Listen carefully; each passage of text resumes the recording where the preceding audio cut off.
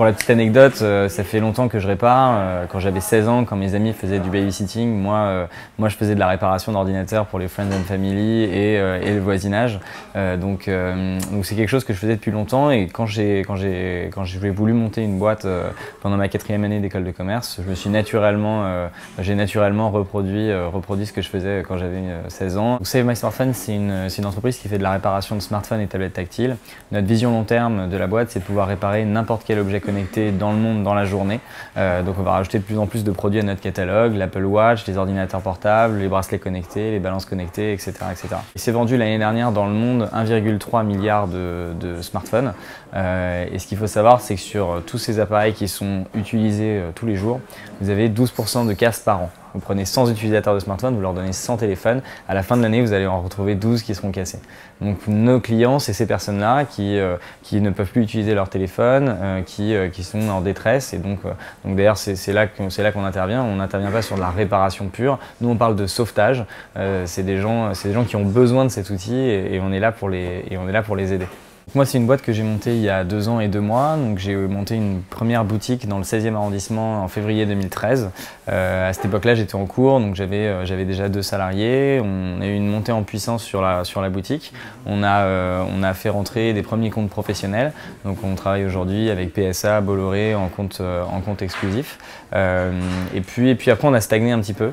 Et on a connu une nouvelle grosse phase de croissance en avril dernier, où en fait, en avril dernier jusqu'à aujourd'hui, on est passé de 20 000 € de CA mensuel à aujourd'hui plus d'1 million. On est passé de 3 collaborateurs à aujourd'hui plus de 150. Chez Save My Smartphone, on est organisé autour de 3 pôles. On a un premier pôle qui est un pôle produit, sur lequel on va organiser tout le marketing, tout le web, tout le développement. C'est là où on va travailler beaucoup sur la marque, on va travailler beaucoup sur le concept et le catalogue. On a un deuxième pôle qu'on a appelé Engine, qui est un pôle d'exécution. Là, on va avoir toutes les fonctions achat, toutes les fonctions RH, toutes les fonctions support, toutes les fonctions managériales. C'est là qu'on va trouver la supply chain, le service client, mais aussi la logistique.